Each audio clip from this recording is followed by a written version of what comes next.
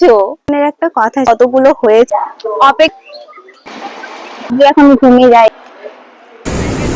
Finally আমি ঢেউটার সাথে share করবো দেখতে। Hello guys, welcome back to my channel. আর তোমরা সবাই কেমন আছো?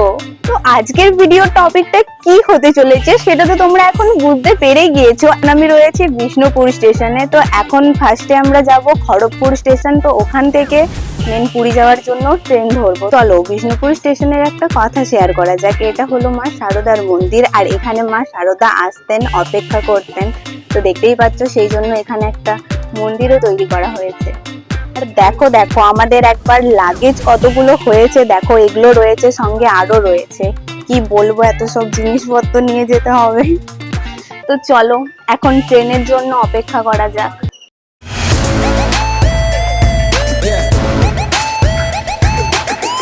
দেখতেই পাচ্ছ এখন আমি পৌঁছে গেছি খড়গপুর স্টেশনে। আর তোমরা একটু কমেন্টে জানাও তো তোমরা কে কে খড়গপুরে এসেছো। আমি কিন্তু ফার্স্ট টাইম আসলাম খড়গপুরে। তো চলো অপেক্ষা করা যাক ট্রেনের জন্য। দেখো বসে বসে বোর হচ্ছিলাম, সেই জন্য একটু খড়গপুরের বাজারটাতে ঘুরতে চলে এসেছি। এটা হলো খড়গপুর রেল স্টেশনের মেন গেট। খড়গপুরের স্পেশাল চা খেতে। তো চাটা খেয়ে বলছি কেমন খেতে। টেস্টি বটে, যাই হোক, কিন্তু আমাকে দেখতে একটু খ্যাপা খ্যাপা লাগছে, ওটাকে ইগনোর করবে। চলো আমি চা খেতে থাকি আর তোমরা ভিডিওটা দেখে সেটার মজা নিতে থাকো। গাইস, এই খাওয়া দাওয়ার পরে খড়গপুর স্টেশনে বসে বসে আমি বোর হচ্ছিলাম, সেই জন্য এখন আমি শুয়ে পড়েছি। কখন ট্রেন আসবে সেটাই, কতক্ষণ থেকে আমরা অপেক্ষা করছি। তো চলো ভাবছি এখন ঘুমিয়ে যাই একটু। আমি ঘুমাতে থাকি আর তোমরা দেখতে থাকো।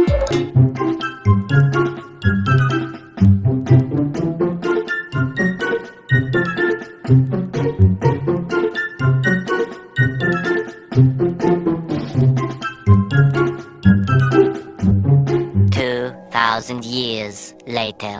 গাইস, ফাইনালি অনেক অপেক্ষা করার পরে আমাদের ট্রেন চলে এসেছে আর আমি ট্রেনে চেপেও পড়েছি।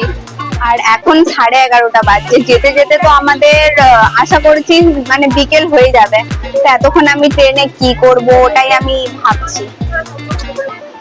জানো তো বাইরের ভিউটা দেখতে জাস্ট ওয়াও লাগছে, ওয়াও। তো চলো আমার সাথে সাথে তোমরাও একটু ট্রেনের বাইরের ভিউটা এনজয় করো। তো আমি তোমাদেরকে সেটা ব্যাক ক্যামেরাতে দেখাচ্ছি, দাঁড়াও।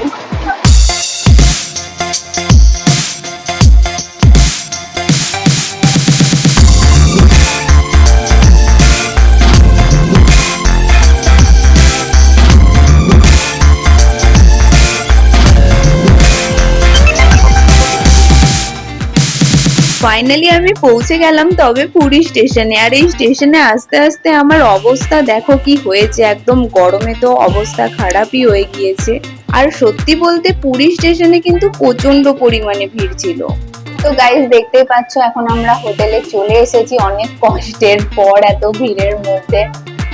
আর আমি রেডিও হয়ে গিয়েছি, কারণ একটু আশেপাশটা ঘুরে দেখবো। আর কোথায় ঘুরতে যাচ্ছি এখন সেটাও আমি তোমাদের সাথে শেয়ার করব। তো চলো এখন বাইরে বেরিয়ে দেখা হচ্ছে। তো গাইস, ফাইনালি আমি লালা লালা করতে করতে বেরিয়ে পড়েছি পুরীর বাজারটা ঘুরে দেখার জন্য। তো চলো এখন সমুদ্রের পাড়েও যেতে পারি আর বাজারটাও ঘুরে দেখবো। তো পুরোটাই তোমাদের সাথে শেয়ার করব, দেখতে থাকো। আসো আসো আসো।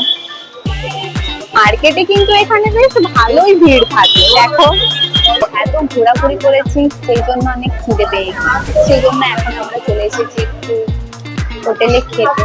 তো চলো দেখা যাক এখানের খাবার কেমন কেমন টেস্ট, সেটাও আমি শেয়ার করবো। ভালো চলে এসেছে এখন আমাদের খাবার।